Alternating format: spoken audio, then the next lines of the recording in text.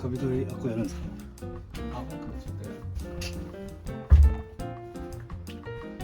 レスポンスタイム。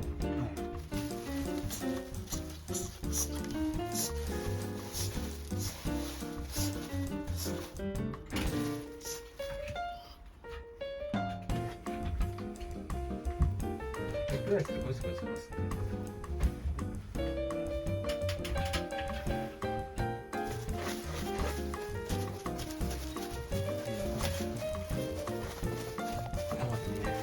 あ、いいじゃない。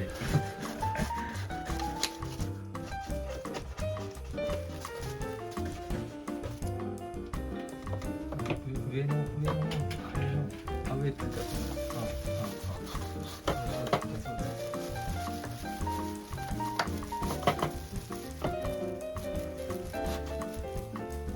たパンついた状態だと基本そこ洗えないから。そうですね、確かに。